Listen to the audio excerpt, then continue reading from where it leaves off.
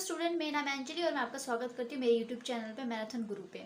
आज मैं आपके साथ डिस्कस करने वाली हूँ डिमांड एंड सप्लाई के बारे में, क्योंकि ये दोनों ये चैप्टर जो होते हैं बैंकिंग और एसएससी दोनों में बहुत ज़्यादा इंपॉर्टेंट होते हैं। तो उससे पहले मैं आपके साथ डिस्कस करना चाहती हूँ कि डिमांड होता क्या है। मांग बेसिकली जो हम डिमांड बोलते हैं जिसको, वो होता क्या है। अब मांग कब होती है, जब आपको कोई चीज़ चाहिए या आपको किसी चीज़ की नीड हो, कि कोई चीज़ की नीड हो या फिर कोई चीज़ आपको चाहिए, नीड हो, वांट हो, तभी किसी भी चीज़ की आप डिमांड करते हो। ठीक है। अब देखो, अब हम बात करेंगे सप्लाई की।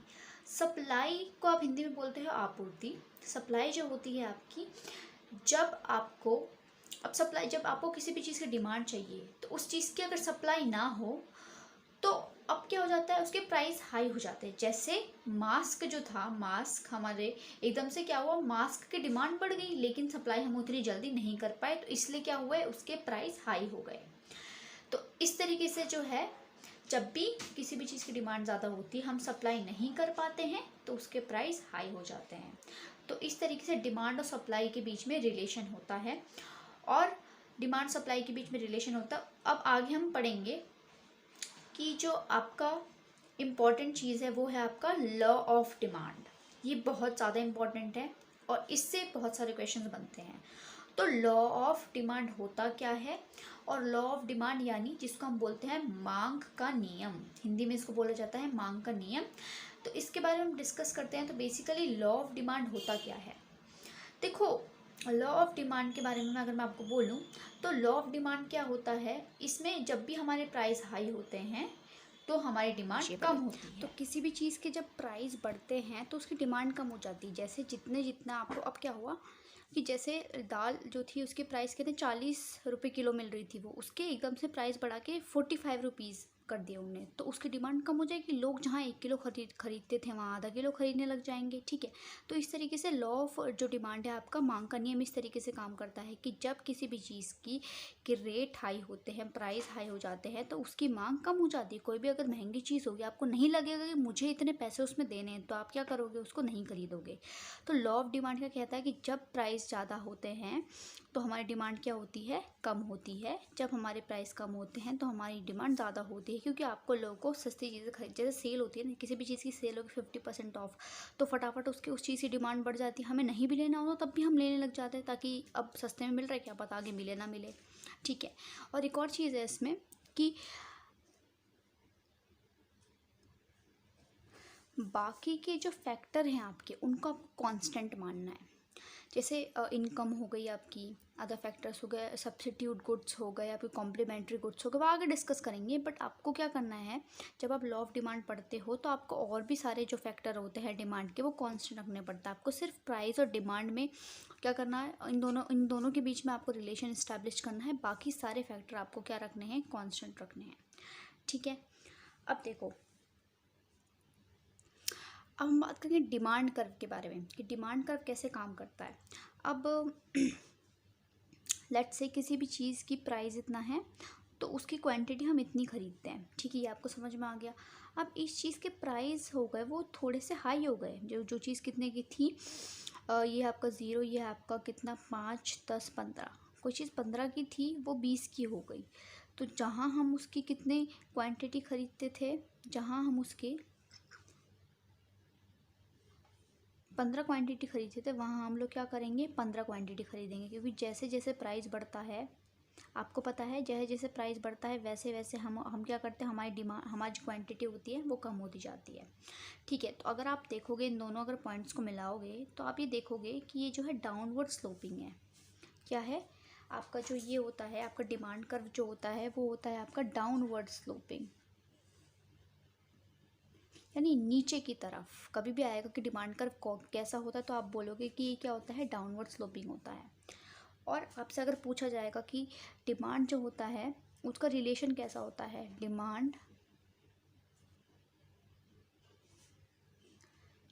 डिमांड कर्व और प्राइस के बीच में जो होता है वो कैसा रिलेशन है, तो आप बोलोगे वो इनवर्स रिलेशन है। इनवर्स रिलेशन मतलब, इनवर्स रिलेशन का मतलब होता है उल्टा। इनवर्स का मतलब होता है उल्टा, तभी डाउनवर्ड स्लोपिंग है ना। तो आप क्या बोलोगे, इनके बीच में कैसा रिलेशन है, इनवर्स रिलेशन, इन दोनों के बीच में इनवर्स रिलेशन है, इसलिए क्या होता है वो, ये है आपका डाउनवर्ड स्लोपिंग। ओके, अब हम बात करेंगे सप्लाई कर्व के बारे में। ये जो है आपका, ये क्या है आपका सप्लाई कर्व है। अब सप्लाई कर्व के बारे में जब भी आप बात करते हो तो आपको ये सोचना है कि आप प्रोड्यूसर हो, मतलब आप दुकानदार हो, आपको वो सोच के करना है। लेकिन जब आप डिमांड कर्व बनाते हो तो आपको सोचना है कि मैं कस्टमर हूँ, ठीक है। इससे आपको ईजी होगा। कैसे? अब देखो, कोई भी प्रोड्यूसर है, यानी कोई भी, अगर आप दुकानदार है, अब अभी किसी भी चीज़ के अगर प्राइस बढ़ गए, किसी भी चीज़ के प्राइस बढ़ गए और वो चीज़ चल रही है, ठीक है, इस चीज़ के प्राइस बढ़ गए, वो चीज़ चल रही है, तो आप क्या करोगे? क्वांटिटी घटाओगे या बढ़ाओगे? ऑब्वियसली बढ़ाओगे। क्यों बढ़ाओगे? क्योंकि आपको पता है कि जैसे जैसे इसके प्राइस अगर ज़्यादा होंगे, कोई चीज़ 10 की थी वो 15 की हो गई, तो जहाँ आपको 10 मिल रहे थे वहाँ आपको 15 मिलेंगे, तो क्या करोगे? आप उसकी क्वांटिटी बढ़ा दोगे। तो उससे क्या होगा? इसकी क्वांटिटी बढ़ के क्या हो जाएगी? ये यहाँ आ जाएगी, जहाँ कोई चीज़, ठीक है। तो अब आप ये देखोगे कि इसका जो स्लोप होता है वो क्या होता है? अपवर्ड स्लोप होता है। इसका क्या, ये होता है अपवर्ड स्लोपिंग। अपवर्ड स्लोपिंग क्यों होता है? क्योंकि आपके डिमांड आपके और आपके सप्लाई के बीच में क्या होता है, सॉरी, हाँ, आपके प्राइस और सप्लाई के बीच में क्या होता, के बीच में कैसा रिलेशन होता है? उनके बीच में होता है आपका पॉजिटिव रिलेशन। पॉजिटिव रिलेशन का मतलब होता है कि जब एक चीज़ बढ़ेगी दूसरी भी बढ़ेगी, यानी प्राइस बढ़ेगा तो आपकी क्वांटिटी भी बढ़ेगी। तो इन दोनों में आपको डिफरेंस पता होना चाहिए कि इसमें क्या होता है, वो डाउनवर्ड स्लोपिंग होता है, इसमें अपवर्ड स्लोपिंग होता है, इसमें उनके बीच में इनवर्स रिलेशन होता है, लेकिन इसमें होता है पॉजिटिव रिलेशन, ठीक है। अब हम पढ़ेंगे movement along the demand curve. ये बहुत इंपॉर्टेंट है, इसको बहुत ध्यान से सुनना, क्योंकि इसमें अगर आपको एक बार इसका कॉन्सेप्ट समझ में आएगा तो जैसा भी क्वेश्चन बनेगा आप इसको कर सकते हो। तो इसको आपको समझने के लिए इसका कॉन्सेप्ट समझना पड़ेगा। ओके, अब देखो, अब ये है आपका, यहाँ होता है आपका प्राइस, यहाँ होती है आपकी क्वांटिटी, ठीक है। अब फॉर एग्जांपल,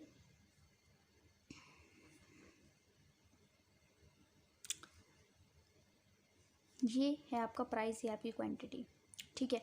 अब देखो, अब बहुत ध्यान से समझना कि अब किसी भी चीज़ के जब प्राइस बढ़ते हैं, प्राइस की बात कर रही हूँ मैं, किसी भी चीज़ के अगर प्राइस बढ़ते हैं तो उसकी आप क्या करते हो? डिमांड कम करते हो।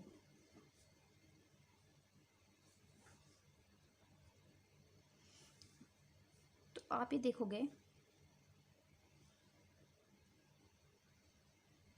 देखो, किसी भी चीज़ के प्राइस बढ़ते हो तो आप उसकी डिमांड कम करते हो। किसी भी चीज़ के जो प्राइस होते हैं वो घट गया तो उसकी आप डिमांड क्या करोगे? अपने आप उसकी डिमांड बढ़ जाएगी।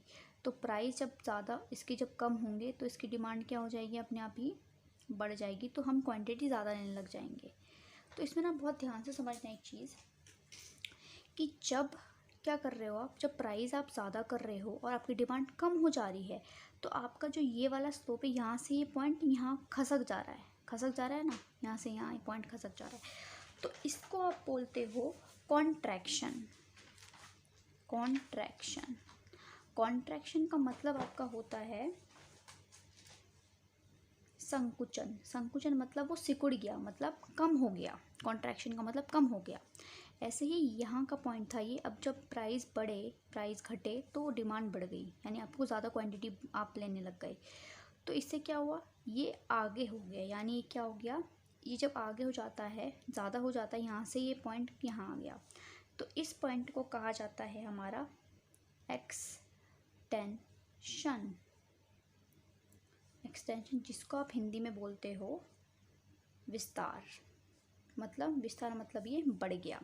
तो ये क्या होता है? कॉन्ट्रैक्शन और एक्सटेंशन कब होता है?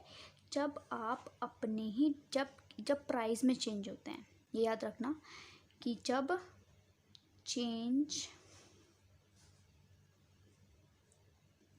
इन प्राइस, चेंज जब प्राइस में होता है तब आपका मूवमेंट अलोंग डिमांड कर्व होता है। डिमांड कर्व के आगे पीछे हम जब क्या कर रहे हैं, आगे पीछे कॉन्ट्रैक्ट हो रहा है और एक्सटेंश हो रहा है। तो जब प्राइस में चेंज होता है तब होता है ये सब चीज़।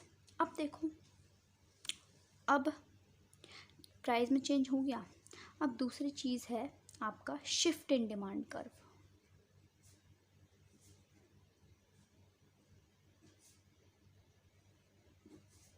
Shift in demand curve. Shift in demand curve जो ये होता है, देखो इसमें भी क्या हुआ,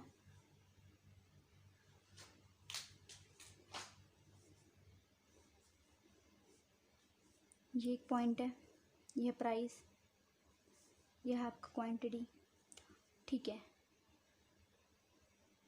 ओके। अब देखो, अब मैंने आपको बताया था कि इसके फैक्टर्स होते हैं।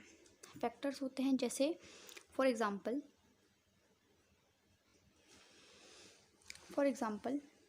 आपकी इनकम बढ़ गई, आपकी इनकम बढ़ गई।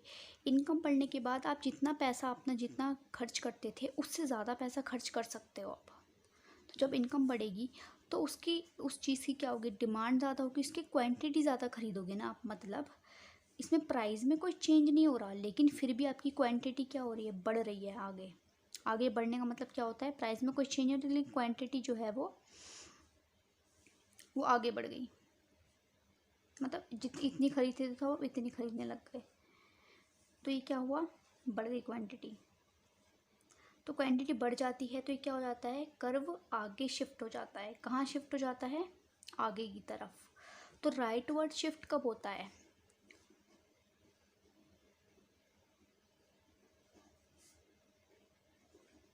राइट वर्ड शिफ्ट कब होता है, जब आपकी इनकम या फिर आपकी इनकम में चेंज हो गया, या फिर उस चीज़ के प्राइस से हटकर किसी भी चीज़ में जब चेंज होता है, तब हम बोलते हैं कि ये क्या है, shift in demand curve. Demand curve shift हो गया, मतलब आगे शिफ्ट हो गया। प्राइस में तो कोई चेंज नहीं होगा क्योंकि प्राइस रहेगा कांस्टेंट, बाकी क्वांटिटी में तो चेंज होगा। आपकी इनकम जो थी, ड्यू टू सम रीज़न आपकी इनकम जो थी वो कम हो गई, तो उस चीज़ की आप डिमांड कम करोगे। क्यों करो, क्योंकि आपको जब पैसे नहीं है तो कहाँ से खरीदोगे, तो उसकी क्वांटिटी आपने कम कर दी। क्वांटिटी कम करने की वजह से आपका डिमांड कर्व कहाँ हो गया, लेफ्ट वर्ड शिफ्ट हो गया। कहाँ हो गया आपका demand curve, left word shift हो गया, यानी पीछे की ओर सरक गया। ठीक है, तो ये आते हैं क्वेश्चन कि लेफ्ट वर्ड कब होता है, राइट वर्ड कब शिफ्ट होता है। ठीक है, तो ये आपको अच्छे से याद करना है कि डिमांड कर्व और इसमें शिफ्ट और जो मूवमेंट अलोंग डिमांड कर्व, ये आप अच्छे से समझ लीजिए। अब अगर मैं बात करूँ तो मैं बात करती हूँ आपके कुछ गुड्स के बारे में कि कितने तरीके के आपके गुड्स होते हैं। अब मैं आपके साथ डिस्कस करूँगी डिफरेंट टाइप ऑफ गुड्स, कितने टाइप के गुड्स होते हैं। अब नॉर्मल गुड्स जो होते हैं, अब देखो ये गुड्स जो होते हैं ये प्राइस से रिलेटेड नहीं होते, ये प्राइस से डील नहीं करते। अब नॉर्मल गुड्स जो हैं, अब देखो इसमें क्या होता है, इसमें आपकी इनकम जो है, इनकम आपकी अगर बढ़ जाएगी तो फिर उस इनकी डिमांड भी बढ़ जाती है। तो ये नॉर्मल गुड्स होते हैं जो आप डे टू डे लाइफ में यूज़ करते हो, नॉर्मल गुड्स होते हैं। ये होते हैं सब्स्टिट्यूट गुड्स, इसको बोलते हैं स्थानापन्न गुड वस्तुएं। स्थानापन्न वस्तुएं कौन कौन सी होती हैं, देखो अब इसमें क्या होता है, सब्स्टिट्यूट का मतलब क्या होता है, सब्स्टिट्यूट का मतलब इसके बदले यूज़ कर सकते हो आप कुछ। जैसे फॉर एग्जांपल आपको अगर पेप्सी नहीं मिली तो आपने बोला पेप्सी की जगह पे चलो ठीक है आप ऐसा करो कोक दे दो, तो ये क्या है, सब्स्टिट्यूट है इसका। सब्स्टिट्यूट मतलब मैं इसके बदले इसको यूज़ कर सकती हूँ। तो अब इसमें क्या होता है, इसमें अगर पेप्सी के प्राइस हाई हो जाते हैं तो कोक की डिमांड बढ़ जाएगी। याद रखना, पेप्सी के प्राइस हाई हो जाते हैं तो कोक की डिमांड बढ़ जाएगी। क्यों, क्योंकि जब इसके अगर जो चीज़ मेरे को 10 रुपये में मिल रही है सेम चीज़, तो मैं उसके 11 रुपये क्यों दूँ। तो पेट्रोल का अगर प्राइस ज़्यादा हो गया तो कार की डिमांड अपनी घट जाएगी। कार की प्राइस में कोई चेंज नहीं हो रहा, लेकिन उसके कॉम्प्लीमेंट्री गुड्स में चेंज हो रहा है, उसके पूरक वस्तुओं में चेंज हो रहा है, इसलिए उसकी भी डिमांड घट जाएगी। ठीक है, अब मैं आपसे बात करती हूँ इन्फीरियर गुड्स के बारे में।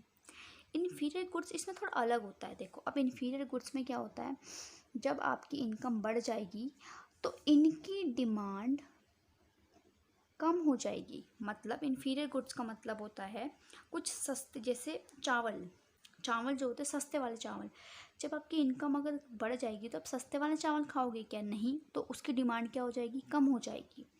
ऐसे ही अगर आपकी जो है, आप नॉर्मल ऐसे ही किसी भी लोकल ब्रांड से आप कपड़े लेते हो, आपकी इनकम अगर बढ़ जाएगी तो आप वो लोकल ब्रांड से लोगे, नहीं आपको लगेगा कि मैं ब्रांडेड जगह से अब सामान खरीदना शुरू कर देता हूँ। ठीक है, तो इस तरीके से इन्फीरियर गुड्स जो होते हैं इनकी जब इनकम बढ़ती है तो डिमांड घट जाती है। अब मैं आपके साथ बहुत इंपॉर्टेंट बात डिस्कस करने वाली हूँ, अपवाद। अपवाद मतलब होता है आपका exception of law of demand. ये बहुत इंपॉर्टेंट है, तो इसको ज़रा आप ध्यान से देखिएगा। ये होते हैं आपके। अब मैं बात करूँगी exception of law of demand की, यानी जो आपके हैं मांग के नियम के अपवाद। ठीक है, मांग के नियम के अपवाद क्या होता है? एक्सेप्शन वो चीज़ होती है, मतलब जैसे मैंने आपको बताया था, आपको मैंने लॉ ऑफ डिमांड बताया था। लॉ ऑफ डिमांड क्या होती है कि जब आप किसी भी चीज़ के जो प्राइस होते हैं वो हाई हो जाते हैं तो उसकी डिमांड जो होती है क्या हो जाती है? डिमांड घट जाती है। ये आपको पता, मैंने जो स्टार्टिंग में बताया था कि लॉ ऑफ डिमांड क्या होता है। कि अब देखो, बट एक्सेप्शन वो कुछ एक केस होते हैं कि जब लॉ ऑफ डिमांड काम नहीं करता, मतलब उल्टा होता है इसका, कि किसी भी चीज़ के प्राइस हाई हो रहे हैं लेकिन उसकी डिमांड फिर भी कम नहीं होगी। अब ऐसे कैसे पॉसिबल है बताओ? देखो, तो अब ऐसे पॉसिबल है कि कुछ इसके एक्सेप्शंस होते हैं। जैसे अगर मैं बात करूँ, पहला एक्सेप्शन है इसका given goods. Given goods, given goods वो गुड्स होते हैं, जैसे मैंने आपको इन्फीरियर गुड्स बताया था ना, कि गिवन गुड्स वो गुड्स होते हैं जब किसी भी इंसान की, इन्फीरियर गुड्स ही मान लो आप, कि किसी भी इंसान की इनकम ज़्यादा होती है तो उसकी डिमांड कम हो जाएगी। ठीक है, तो ऐसा तो नहीं होना चाहिए। जब इनकम बढ़ती है तो डिमांड भी बढ़नी चाहिए। जब हमारे पास ज़्यादा पैसा हो तो हमें ज़्यादा खरीदना चाहिए ना, बट नहीं, गिवन गुड्स में क्या होता है, ये एक तरीके के इन्फीरियर गुड्स होते हैं कि जब इनकी इनकम ज़्यादा होती है किसी इंसान की तो वो उसको लेना बंद कर देता है, वो हायर में चला जाता है। मतलब जैसे जब चावल का एग्जाम्पल दिया था आपको मैंने, कि चावल अगर चावल बहुत लो क्वालिटी के खा रहे हो तो जब उसके पास पैसा अच्छा आएंगे तो आप अच्छी क्वालिटी के खाओगे, तो उसकी डिमांड क्या हो जाएगी? लो क्वालिटी वाले की डिमांड कम हो जाएगी। ऐसे ही दूसरी अगर मैं बात करूं, दूसरे हैं आपके नेसेसिटी गुड्स। नेसेसिटी गुड्स कौन से होते हैं? देखो, नेसेसिटी गुड्स वो गुड्स होते हैं नेसेसिटी गुड्स। जैसे अब मैं आपको अगर बात करूं, मास्क नेसेसिटी, ज़रूरत।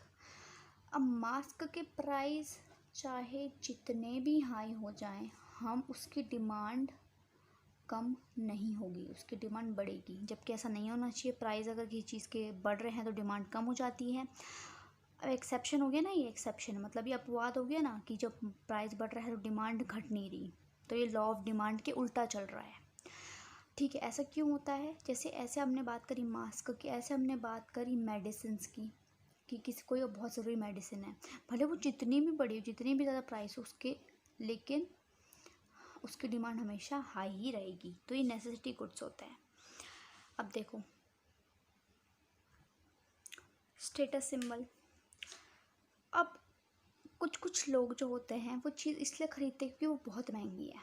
जैसे पेंटिंग, कोई एक पेंटिंग है, बहुत ज़्यादा कीमती पेंटिंग है, उसके प्राइस जितने हाई होंगे उसकी डिमांड उतनी ही बढ़ेगी।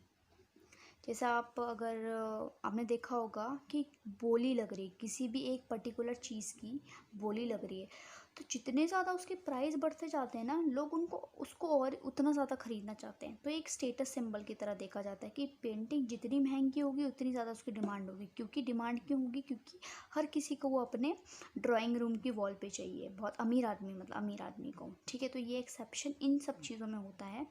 नेसेसिटी या इमरजेंसी गुड्स में भी हो सकता है। ठीक है, तो given goods, necessity, status symbol, ये वाले वो गुड्स होते हैं जिसमें लॉ ऑफ डिमांड काम नहीं करता है। ठीक है, आपको समझ में आ गया होगा। अब नेक्स्ट वीडियो में, बहुत लंबी हो चुकी वीडियो, नेक्स्ट वीडियो में मैं मांग की लोच या फिर प्राइस इलास्टिसिटी के बारे में डिस्कस करूँगी। So much.